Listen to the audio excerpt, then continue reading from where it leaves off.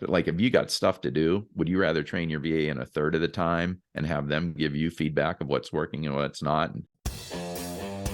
Hello and welcome to Pillars of Wealth Creation, where we talk about creating financial success with a special focus on business and real estate. I'm your host, Todd Dexheimer. Now, let's get to it. Hello and welcome back to Pillars of Wealth Creation. I'm your host, Todd Dexheimer. With me, excited to have Dave Homyak. Dave, how are you doing today? Great. How are you, Todd? Man, I'm doing well. Excited to have you on the show. You were telling me before you listened to me on the Bigger Pockets podcast, which is in 2017. So, and I'm pretty sure we had a phone call, if I recall right. I think you reached out to me. We had a phone call. And so we've kind of known each other since then. Got to meet in person, I think, for the first time last year. And then, Park City. anyways, yeah, Park City. So a little bit about Dave. This is fun, and I want to dive into this. At 52 years old, you finally said, I'm going to start buying some real estate you've been wanting to buy for a few years before that, Right. since you're like 16. But you hadn't done it. And finally you said, I'm going to do this, replace my engineering income with real estate in 2 years or less. And you started buying short-term rentals, bought 3 cabins and continue to kind of move that direction. I don't want to tell the whole story because I think it's going to be way more interesting with you. So Dave, with that said, tell our listeners more about your background, and then we'll dive into kind of just getting started and why you didn't get started earlier and all that kind of fun stuff. Sure. No, absolutely. Yeah. So basically, I'm an engineer. I've worked for a bunch of car companies, Chrysler, General Motors, Detroit Diesel, Rolls-Royce, did engine calibration for a living. I always had kind of fear of the unknown, though. So I knew real estate. I read a book at 16. It was my dad's book, How to Buy Apartment Buildings and Make Money. He actually bought an apartment building, had it for a while, and to spend more time with the family, decided to sell the apartment building. Kind of wish he would have held on to it from 40 some years ago. But basically, I knew that it was a great way to make money, but I was always afraid of making a mistake. And I always had that anxiety. So I actually got at least 2 places under contract at different points in my life, in my 20s, 30s, 40s, and always chickened out at the end and threw it back. Dude, inspection was wrong. Oh, whatever. Legitimate reasons to throw it back, but there was always some reason that just, something that was probably easily fixable or negotiable, that it allowed me to let my anxiety take over. And then basically it was always on my mind, and I've always done other type of deal seeking activity. I was the kid that sold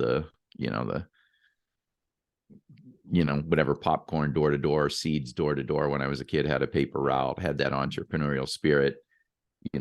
I've sold a decent amount of football and basketball tickets the past 15 or 20 years, always kind of did that. But the whole property thing intimidated me, that I wouldn't be able to come up with a solution. And finally, like you mentioned, I decided at the beginning of 2018, in March of 2018, I was going to replace my engineering income with real estate.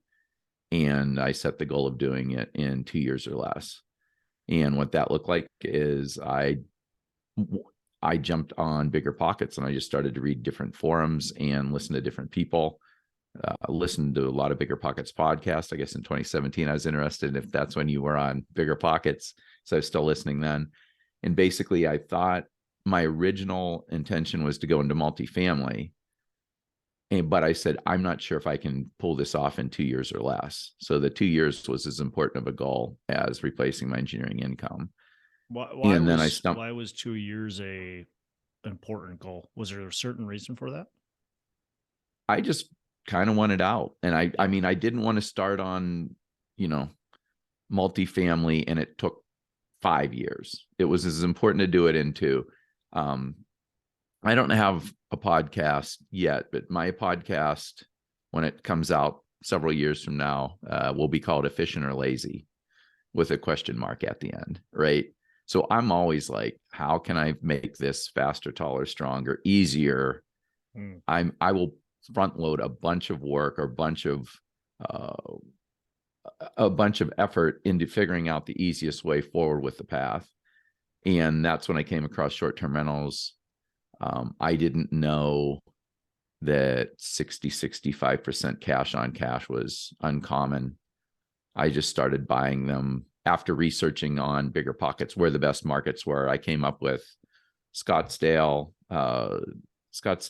Panhandle of Florida, which got hit with a hurricane the year after, which I'm really glad I didn't pick that. Um, and uh, and the Smokies. And my analysis method got significantly refined since those days. My analysis method was I'll call the agents in those markets that seem to be the short-term rental experts and see how many people bought from them. And so there wasn't a whole lot of spreadsheets and pro formas and numbers and things like that. So I called the lady that seemed to be moving a bunch of stuff in the Panhandle, and she didn't return my call, so she was out. Then I called the guy in Scottsdale, and I said, how long have you been helping people with short-term rentals? And he said 2 years. And I said, how many people have bought them from you? And he said 13. And then I called the person in the Smoky Mountains. I said, how long have you been doing it? 2 years. How many people bought from you? 77.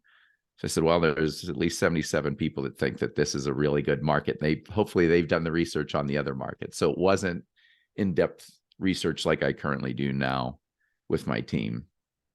So that's how I picked it, and just time to go. But that's an interesting way to do it, and it probably not necessarily wrong. I mean, maybe not perfect, right? Right. It's definitely not perfect. And we But definitely didn't go down into what makes the most sense in that market either. yeah, but you could get yourself in trouble because it could be, hey, 77. Well, that means it's oversaturated, right? There's no opportunity left for you because there's so many people that have already done it, and there's just. But like you said, like 77 people have at least bought with this one person, so that means there's more. Right.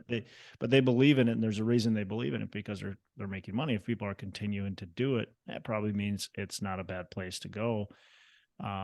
And so I understand why you would think that way. Maybe, like you said, there's more details you want to get into, but at least that's Right. a good, probably just, hey, quick knee jerk starting point. Like, yeah, this area could be good. Right. So short-term rentals. I got a question I guess I'm going to ask right now, and then we'll dive back into kind of the history there. But can you still make money buying them today? Like, is it still pretty profitable, or are the margins really tight? The margins are significantly tighter. There's one market that I just bought in, and I'll make a lot of money, but most markets are very challenging.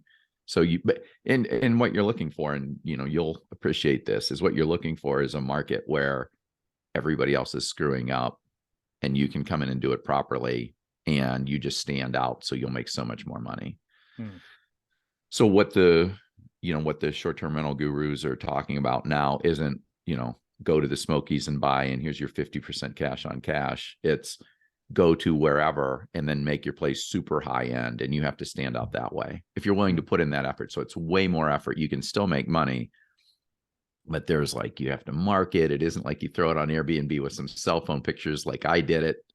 It isn't like the effort was nothing when I did it. It was literally buy it, and I'd close on a Wednesday. I'd have the place rented out on the weekend because it came with all the furniture, the TV, the silverware, the drapes. Literally 3 days later, you're making money, and it's 10% down, and there's no furniture cost, and there's no nothing cost. So it's the most amazing 10% down second home loans. That's how I got a lot of stuff. And 3 days later, I'm making money. And a lot of times I'm making more money right away than my payment is. So I still remember I just want to briefly jump back to the first place I bought and the fear that I had on that. First place I bought, I think it was $315,000. It was 10% down. And the math actually kind of didn't work because it was being self-managed, and it was being self-managed. This was already a short-term rental. it was a very poorly run short-term rental. Sure. So I will tell you what the pricing structure was. You and I will both laugh, and all your listeners will go, "Oh my goodness, that's not the best strategy." They charged $225 a night Sunday through Thursday, and $275 a night Friday and Saturday. This is year round. Not so they had nobody there in January, February, March. In their summers they were giving away. Yeah. So Yeah. when you're dealing with, here's their sheet, here's their 12-month profit and loss, it's like, I don't think this barely makes sense. And my agent's going, if you move the numbers around at all and charge more for 4th of July than $225 a night, you'll do fine. Yeah, I mean, it's the So most visited national park, right? exactly. Right there. And I mean, there's a lot of people that are running through that area. Right. So yeah, peak season, you got to Exactly. So charge basically, but I was like, I still don't know if it's going to work for sure because the numbers were so messed up. There were no numbers. There was no air DNA that you could rely on. There was like these really bad numbers. They made like 40 some a year. They did like 42 one year, 45 one year. And so when I bought it, I didn't, there's a lot of people buying there, but I didn't know if I would make money or not. And the thought process I walked myself through, and I would encourage any listener that's trying to figure out whether they can do their first deal or not, is, if everything absolutely goes wrong and I never rent it out again, which I know I will, but if nobody ever rents it again and I just have to sell it having not rented it out at all, I'll probably lose like $30,000. So that's my downside. And my upside is financial independence, and I retire. And I'm like, pretty good upside, not that bad of a downside, time to give it a go. And I think that first year I made like 65,000 with that place just by jiggling. And I did not optimize the pricing at all. I just jiggled it around by hand, but it went that much better. And that had me buy my second property 2 months later, than my third property 2 or 3 months after that. Wow. Wow.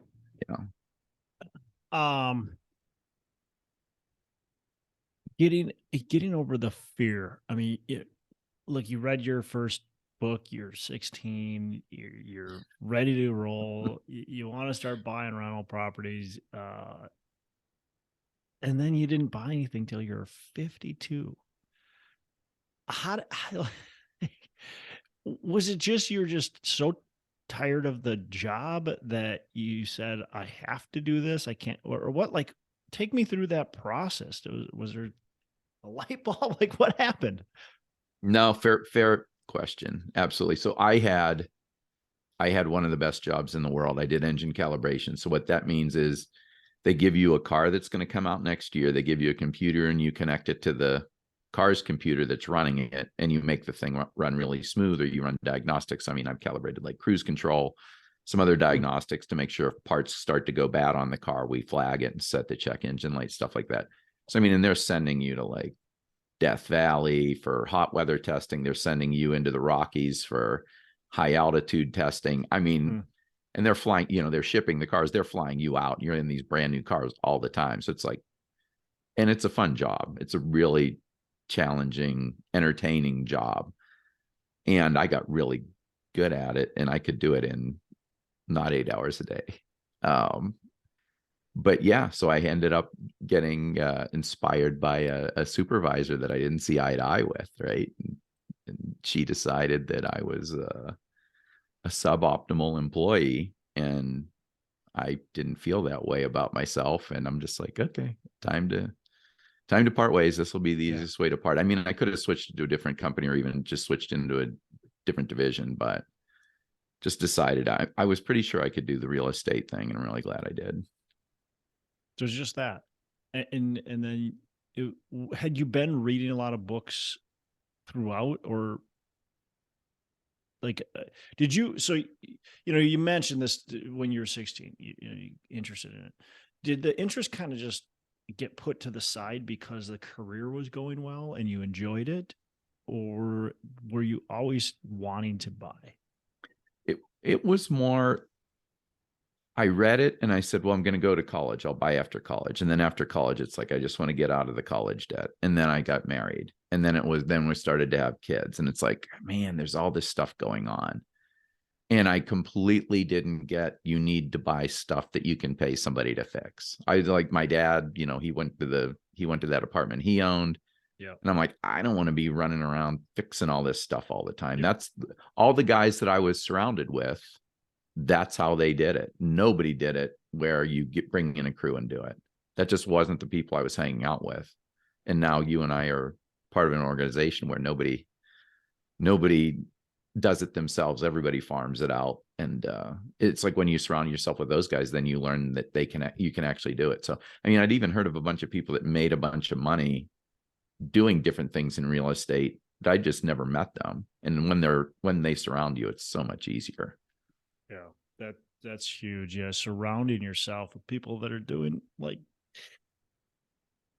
the vast majority of people that own real estate are doing what your dad did, right? That's the vast majority of people that right. They own the duplex, they own the small apartment building, whatever it is, and they're there grinding, and they're the maintenance guy. They're running around. I mean, I can't remember. There's so many older guys that I met that are property owners, and they're the maintenance guy. They're the showing agent. Most of the time, it's that fear of, well, if I give this to somebody else, they're not going to do as good of a job as I am. Right. I totally know that fear too. Yeah. Well, maybe they aren't, but you can also go a lot farther. So even if they don't do quite as good of a job, as long as they're being managed properly from the front end, man, instead of having one, you can have 20. Right. Right. So. And absolutely. And my personal bar for that is, if I can give stuff away and I can get 90% of the money back because it isn't optimized according to my brain, or the way I would do it, I just give it away. Yeah. And there's probably been, there's 2 situations where that didn't go well, but there's like hundreds of situations where it did go fine. Yeah. So it isn't like 90% can never drop below 90 ever. It's like, just that's my personal bar to hand it off and let me do other things that I'm better at. Right. Because Dave, I mean, you could sit here on the one property, the first one that you bought, and you could have done all the work yourself and can continue to this day, do all the work yourself, and you'd make more money on that property. Right. But how many more properties would you own? Maybe a couple, maybe one, maybe 2. Exactly. You wouldn't own what you own right now at all. Let's talk about some of the systems that you have in place to be successful. So with an Airbnb, if somebody wants to get in this, they're like, yeah, this is something I wanted to do. What do they need to do? What do they need to do to even think about getting into it? And then once they think about getting in, let's talk about, how do they even work these things? Right. Yeah. So the self-management really isn't that much of a challenge. There's certainly a bunch of courses out there. My thing, and one of the things that I completely disagree, and I just hate about Bigger Pockets podcast, is that stupid 90-day challenge.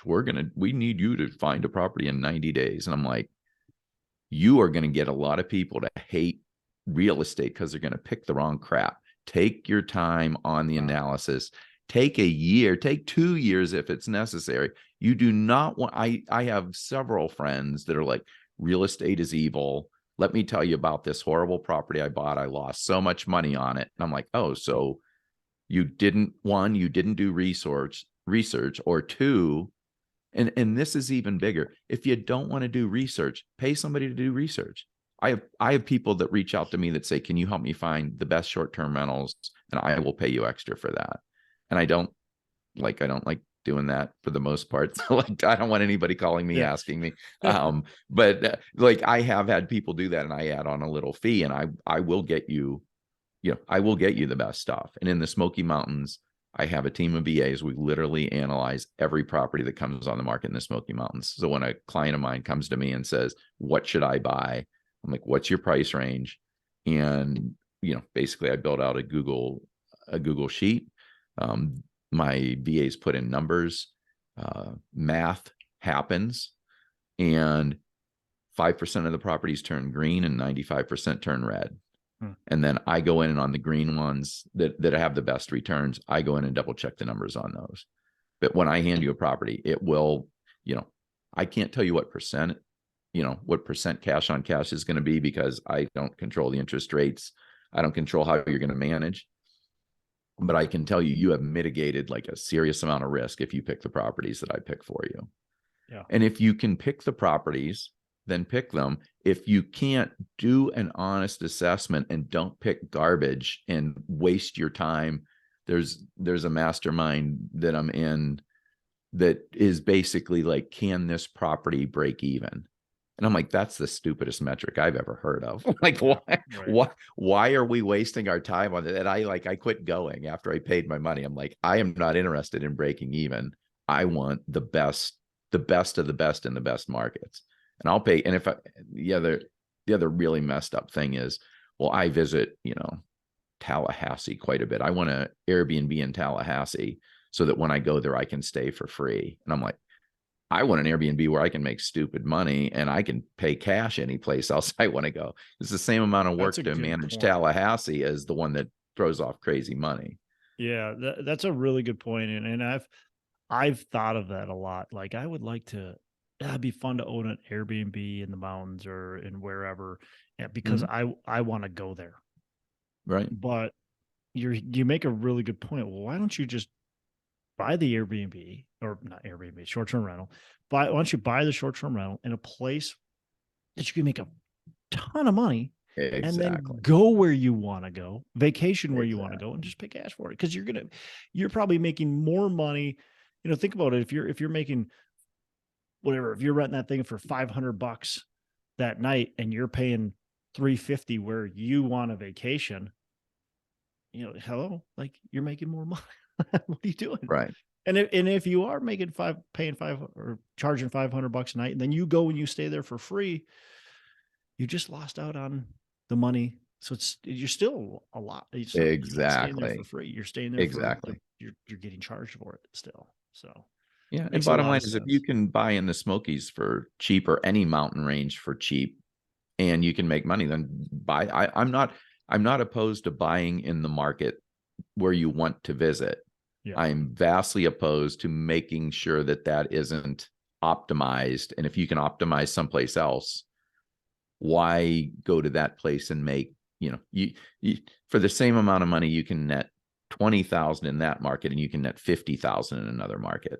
Right. Like, just the numbers are huge when you start shifting regions, when you start shifting areas. What are maybe it's three, maybe it's five, but what are the three most important things to look at when you're analyzing, the market, the property, etc.? So I think there are generally markets that are better than others, without a doubt. It wasn't a mistake that I made because I didn't know any better. I'd have to know better to make it a mistake. But when I got into the Smokies, I ended up by random. So for whatever reason, I felt comfortable spending something that started with a 3 in the front. Okay. So I 300,000, and it wasn't like, if I spend, 400,000, can I make double the profit? Like, there was none of that analysis. And I happened to get a 3-bedroom, a 4-bedroom, and a 5-bedroom. And the 5-bedroom made way more money than the 4-bedroom, and the 4-bedroom made way more money than the 3-bedroom. And I said, oh, I know. Let's sell this 3-bedroom that's gone up in value in 1031 into an 8-bedroom. So when you find an area that's doing well, there's also going to be a subset in that area that does even better. So don't buy, there's one of the posts that causes me physical pain is this one guy said, I'm making good profits on 2-bedrooms and I'm just buying more 2-bedrooms because I know I can make profits. And it's like, have you looked at anything else? And I'm just always curious. I run a ton of experiments in my life with my other businesses. I'm like, I'm willing to try this. And if it makes more money, great. And if it loses money, I know not to do that again. And I know what I'm doing is fine. So, the biggest thing is find the right area, but then find the submarket in the area. So for example, Smoky Mountains, if you had 5 bedrooms before, it was really rare. and you could charge a premium if basically honeymoon cabins, 1, 2, 3, 4 bedrooms, dime a dozen, you're competing on price. You get to 5-bedroom, it was a lot easier to make money. And then everybody came in because you could actually build in the Smokies cheaper than you could buy. You had to wait a while to get it done because everybody and their brother was building.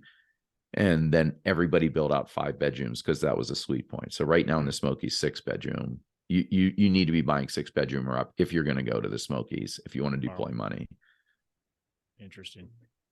So yeah, you got to really get to know what's going on in the market. So the market, getting to understand and know what's popular. What else are you looking at?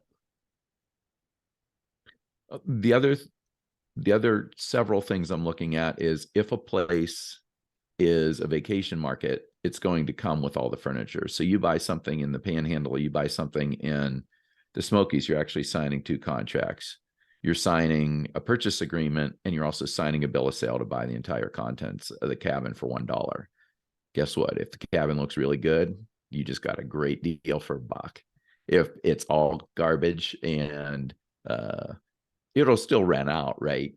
But it's like if the stuff is really good, none of that is getting baked into the appraisal. So you can do really well to be patient to get something that is newly remodeled with new furniture. That's just going to save you a lot of headaches. And then the third one's the same as any real estate class. Was it built in the last 5 years? Was it built in the last 10 years? If it's 15 or 20 years, your air conditioners are all going to give out at typically at the same time. You're going to have a lot of bills coming due. Yeah. Yeah. So are you only buying newer built? No, I buy stuff I can make a lot of money on. So I'm right. That's been my theme, right? I'm like, I can deal with an air if I'm making, the least profit I will consider on a place is $3,000 a month. If it won't make me $3,000 a month, I'm not buying it. And most of my places make more than that.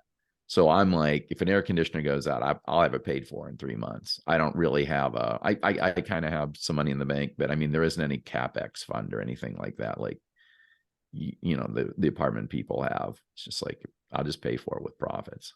Yep. All right. So, and you're also a representing you're a realtor, right? And you're selling these too. So if somebody's like, hey, I want to buy something in the Smokies. Yeah, I'm can licensed in Tennessee and Michigan. I refer people to other states as well, and I do analysis in other states as well. Awesome.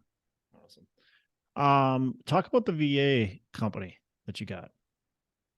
Yeah, so the VA company. So I have a VA company. It completely started by accident. It was like it's almost embarrassing how little awareness I had of the fact that I had a company and I didn't even know it. A friend of mine, Brent Flewelling, mentioned it to me. He's like, "Do you realize you have a VA company, don't you?" So the story is, the story is I wanted to do deep analysis on every property that was showing up in the Smokies. I signed up with a company, another VA company, that the person that I was supposed to meet with, their mom got ill and they had to cancel the appointment. And I said, you know what? It can't be that hard. I'm going to go on onlinejobs.ph, which is where all the VAs hang out that are looking for jobs, and I'm going to get one. So I wrote up my ad. I put it on there. 40 people applied. I'm like, holy crap, I can't figure this. There's no way. I don't know much, but I know I can't figure out which of these 40 is the best. And then a friend of mine posted on Facebook that he had 2 absolute rock star VAs with over 10 years experience. His business model was changing with somebody like one. So I hired my first VA 13 months ago, and she was absolutely amazing. And, the first thing she said is, what time zone are you in? I said Eastern. She says, I'm planning on working for you from 9 a.m. to 6 p.m. your time, unless you think I'll be more efficient or effective by shifting my hours one way or the other. I'm like, well, this is a pretty good start, because I didn't know whether I was going to have to give her work and she'd do it during the night for me, because that's daytime for her. And then the second thing she said is, what do you need help with? And I said, well, my email is really messed up. It's horrible. I think I need to do this, this, and this. And she said, and she's very gentle with me. She's like my wife. And she's like, well, we could do those 3 things, or we could do these other 5 things. And then she makes this other list. And she goes, but if you want to do those 3 things, that's fine. No, Jess, that's fine. Go ahead. We're gonna do it what your 10 years experience is. And so I ended up getting really excited, and I'm having lunch with a couple guys, and I like, this is the most amazing thing. And I'm going to some events. I'm like, this is the most amazing thing. And they're like, do you think she can get me one like that? And I go, I have no idea. Let me ask her. And I ask her, and she goes, yeah, I should be able to do that. And so I would get these guys, virtual assistants that had experience and were really dialed in. And at the end of the conversation, the first 3 times was the same. Hey, what do I owe you? I'm like, oh, don't worry about it. We're good. And this one guy had listened, was having lunch with us, and said, you do realize you have a virtual assistant placement company, don't you? And I go, no, I don't. I truly didn't. And so he was the guy that got me to I didn't know. And so then I started to charge a fee to find them, and people were paying the fee gladly and raving. And the one thing I really like about my company is there's been no advertising, but for every VA we place, we get 2 referrals. So it keeps growing and growing and growing because the value is just so outrageous. So most people, in my opinion, do VAs wrong. They go for the cheap VA that they're trying to train. And if you're like in your 20s and you don't have any money, like that's a great plan. Yeah. But like, if you got stuff to do, would you rather train your VA in a third of the time and have them give you feedback of what's working and what's not? And do you realize this thing over here is better? And that's who we supply VAs to. If you want the cheapest VA, don't call us. If you want any, if you're willing to make your life easier, we can help you.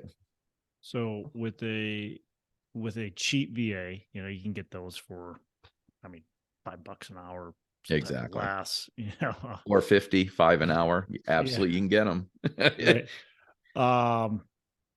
What's a experienced VA? What is something like that, someone like that cost versus the cheap VA? Right. And I'll tell you that in just a second. One of my clients came to me and said, why should I get a VA from you? I've had 5 VAs and I've had to fire them all. And I said, how much time did you spend training 5 VAs and having to fire them? That sounds like a lot of time. A lot of work.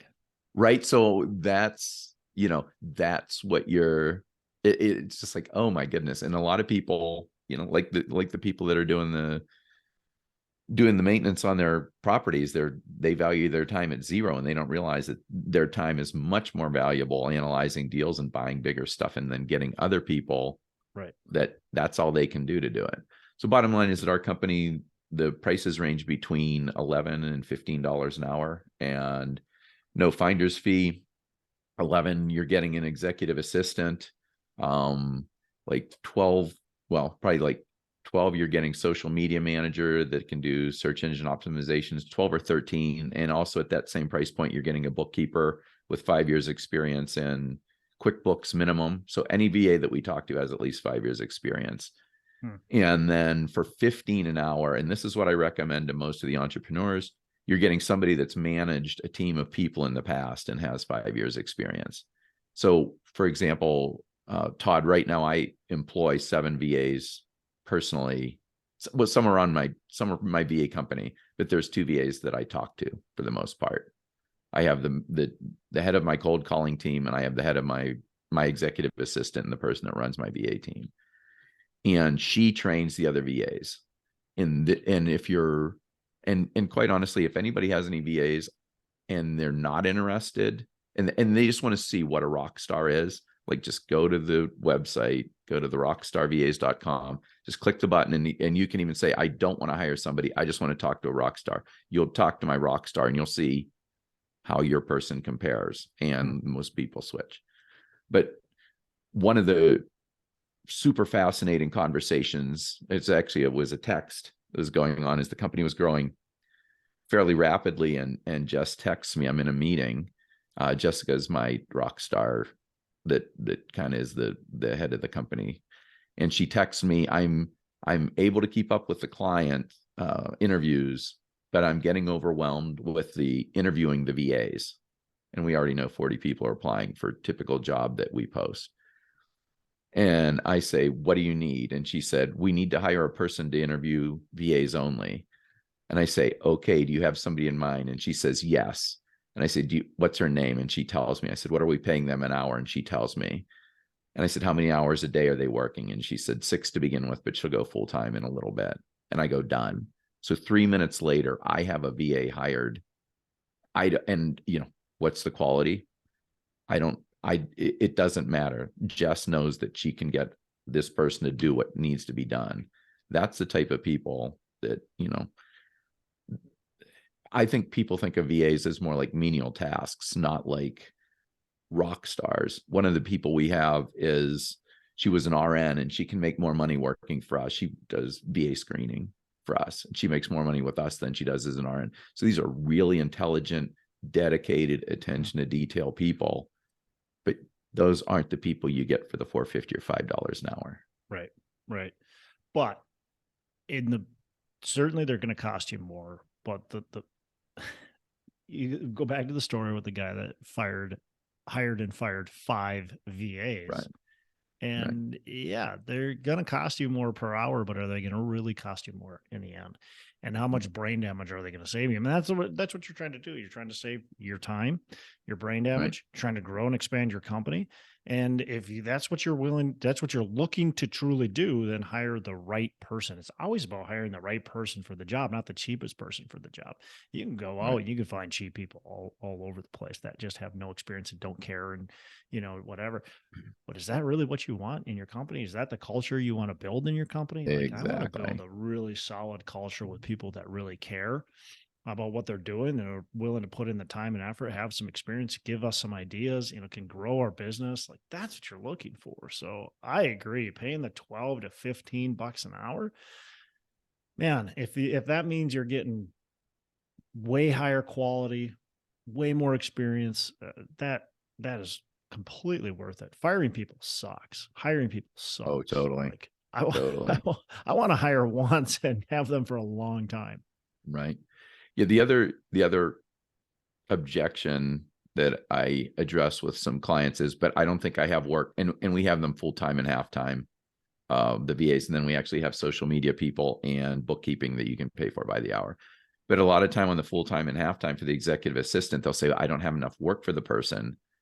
And so the conversation I typically have with them is, well, what's your time worth per hour? So if you're making $100 an hour now, if you have that VA do 1 hour worth of stuff for you, you've now broken even. And if they do anything else, the extra 4 or 7 hours, whatever, you're now money ahead. And it just frees up so much bandwidth to think about, to concentrate on the areas that you're really good and where you actually make your money. You're not dealing with this detailed stuff. And, the other concern that people have is, what about the financial stuff? And that is absolutely something that, would you give the guy a credit card that shows up at your place that you hire in person directly? And my answer would be no, if I didn't know them well. Right. So bottom line is, it took about 3 or 4 months before I needed something purchased. And I'm like, here's my credit card. So 3 or 4 months later, my VA got my credit card, and it was about probably a little bit less than a year in that she started to get bank account information. She actually runs payroll for my company now. But those are things that it takes time. It's the same as it would in person, but you'll develop a relationship with them as well. Yep. Got to get to know them, got to get to trust them. And it can probably be a little harder when they're not in your office. Exactly. You don't get to It'll see take a them little on longer. day to day. But yep. I've had people that have had control of the books steal money, and they're in the office. So it doesn't matter if they're a virtual assistant or sitting right in front of you, and they still can steal money. Right. And my friend that works in human resources, I was talking with him a little bit when I turned over the payroll thing, and he said, it's pretty easy. You only leave enough money in the account to cover the payroll. You don't leave, you don't give them the account with all the money in it. You're like, yep, there's enough here to do what you need to do. And maybe there's 100 or 200 extra to, make sure that nothing there isn't some rounding error or something, but Yeah. there's some checks and balances you can put in. Yeah, I feel comfortable with it. true. Man, well, good stuff. I love that you found a company you didn't even know you had. Had no idea. Magically found the company. But that's the thing, is you got to look, you've got opportunities. A lot of us have opportunities like that we just don't, we're not even understanding. We've got something that has some value to it. We could have an affiliate. We could have, we got referrals that we're making all the time. Like, monetize it. People, if it's a valuable service that people want and people are consistently asking you for referrals, it's a valuable service. Start charging for it. Create a real service, and then create even better value. Now you're creating better value, even though you're charging for it and people are paying you to do it. You're creating a better value because you're actually spending a lot more. Well, maybe not you, but the company is spending a lot more time on actually truly doing the job we're being asked to do. Right. So now it's even better for the people that are coming to you, even though they got to pay for it. So, well, Dave, this has been good. I want to ask you a couple last questions before we wrap up. What's a favorite book you can recommend to our listeners? The current one that I'm completely blown away by, that I think will help the most people, is Jason Drees's latest book. And there's just a lot of positive affirmation in there. I think a lot of people sell themselves short. I certainly did my entire life. I had the fear thing going. And boy, if I knew what the title of that was, that would be really good. You're killing me. You're killing me. Sorry, Jason. I'm going to look it up on my cell phone, and as I answer the other questions, I feel bad. I'm like, but I'm reading that now. It's just amazing. And it's one of those things that I'm very big on, surrounding myself with people do the impossible. Highly recommended. I've started to surround myself, you and I are both part of GoBundance, and I've started to surround myself with a lot of guys that get a lot of stuff done. And when everybody's getting stuff done, that's just the norm. You buy this and you make money, and this is how you analyze it. And if you have any problems, these guys are around. And I just think one of my favorite quotes is, "Show me your friends and I'll show you your future." Yeah. Right. And that's actually it's by Pitbull, a rapper, but sounded more deep than that, but that's who said it. But basically it's, who are you surrounding yourself with, and do the impossible really covers a lot of the mindset stuff. And even a decent amount of guys in GoBundance, even though they're successful in a lot of ways, still have mindset issues of, I don't know. I think we all do. I think no matter how successful you are, you still have limited beliefs. You still have doubts. You're just a human. I mean, that's just how it is.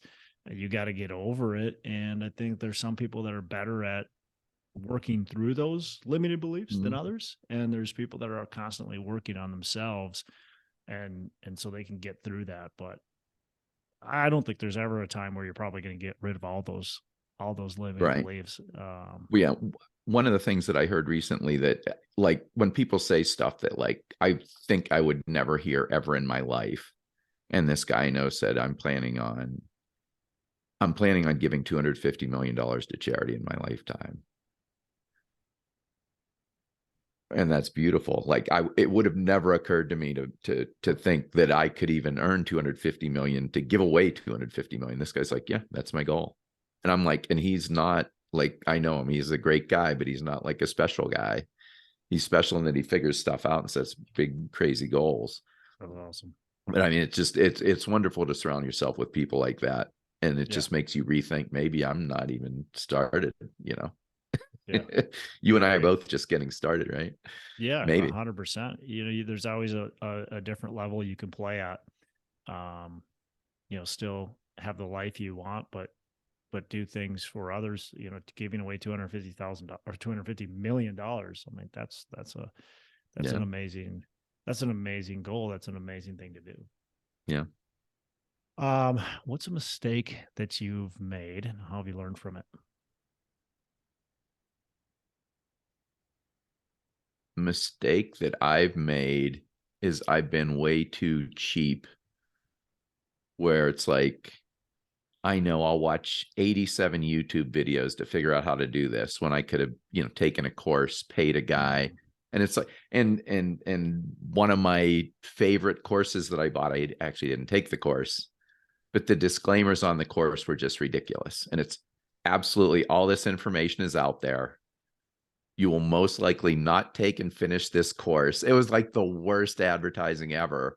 But he basically said, but I did put all this stuff together in a way that you will get through it in like a quarter of the time that you would if you dug around. And I'm like, I'm buying it just for the honesty. And again, I didn't take the course.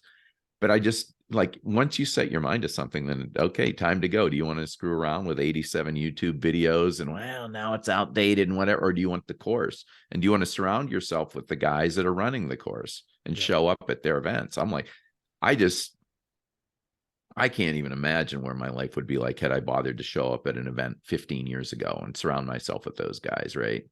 So the very first thing I went to was in 2019. I didn't have time when I was an engineer to go to any of that stuff. Yep. And I go to a lot of stuff now, and the people there are just, it's, really fascinating group, not my typical group of friends that I was hanging out with before I switched, right?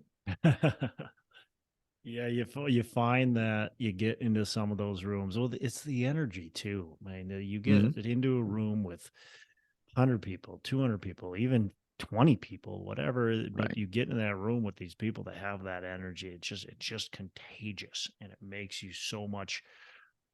It just you're ready to conquer the world. You get done with that meeting, and you get done with the group, and you're like, I'm just ready to conquer the world, because that's who you're surrounding yourself with.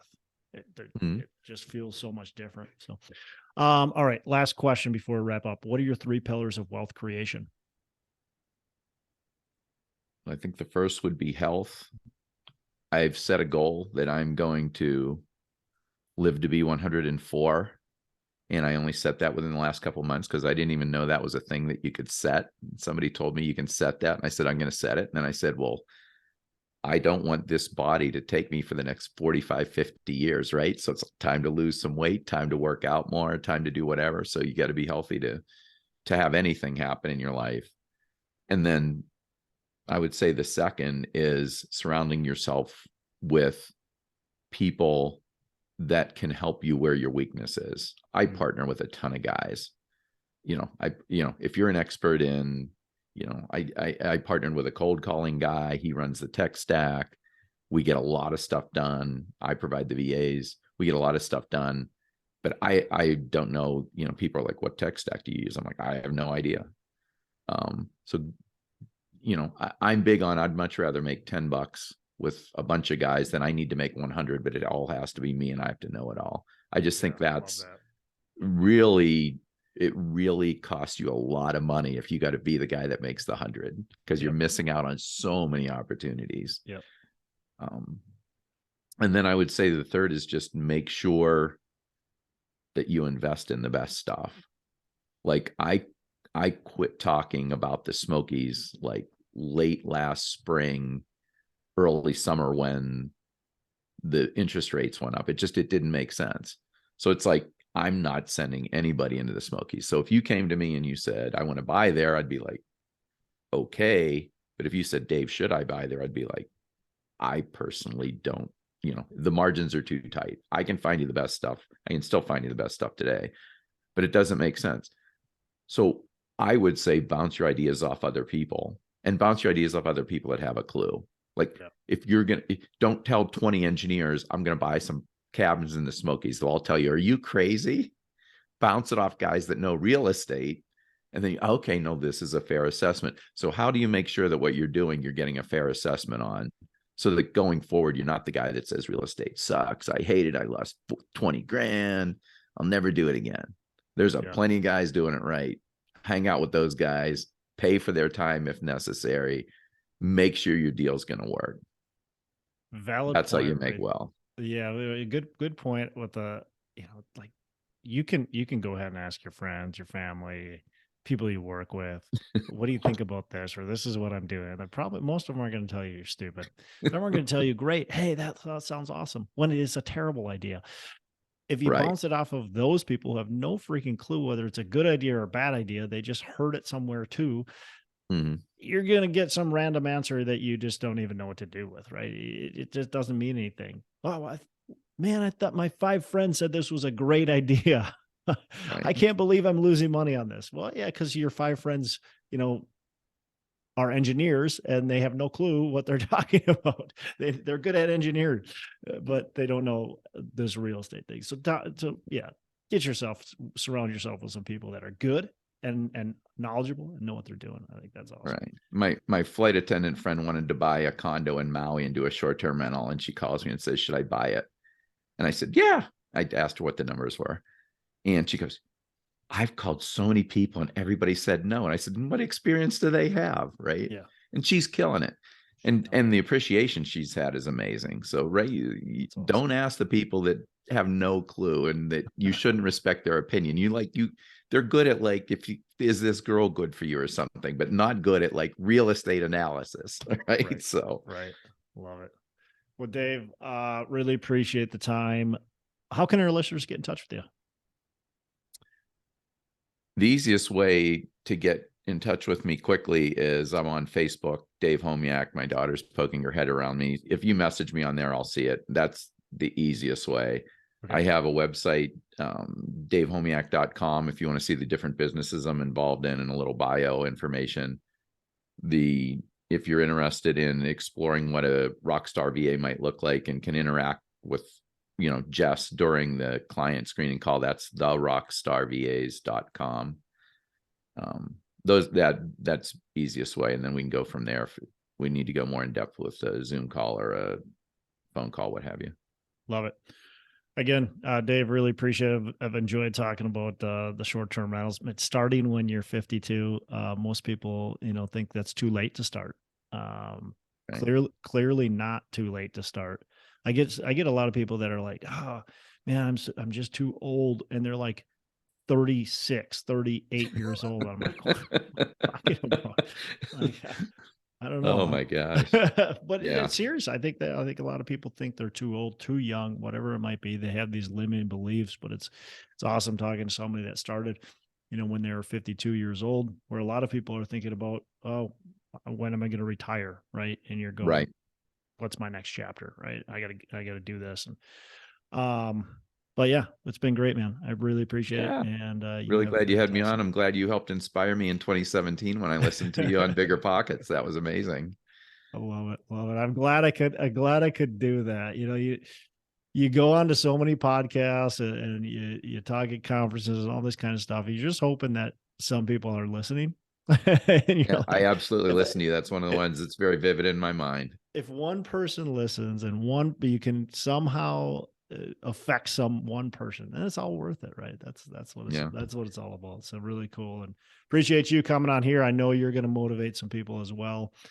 Somebody's going to listen to this and they're going to go, man, this is exactly what I needed today. So take one thing from this show, really apply it to your life and figure out, how can that make you a little bit better every single day. So Dave, again, appreciate it. You have a fantastic rest of the day. Yep. Thanks. Appreciate you having me on, Todd. Hey, thanks so much for listening. I appreciate you being a loyal listener. I would love to have you go on to our Facebook page and subscribe, give us a thumbs up, go on to iTunes or wherever you listen and give us a rating and review. Don't forget to subscribe. But your rating and review just helps us push this out to more and more people and continue to grow our audience and hopefully positively affect a ton of people out there that really need this and want this. So the other thing I've got for you is a free ebook on my website. So go on to venturedproperties.com, and download our free ebook on real estate and on syndication. And I've got some data points in there, some really good stuff for you. So I'd love to have you take a look at that. It's free. I'm not expecting anything from it. And also, look, if you want some help in multifamily, want some help learning, growing, getting your business off the ground, I would love to talk to you about what it would look like to work with me potentially and see if that's a good fit. So you can go to coachwithdex.com and check that out. And we can definitely have a call. Thanks a lot for listening. You make it a fantastic rest of the day. I'll catch you on the next episode.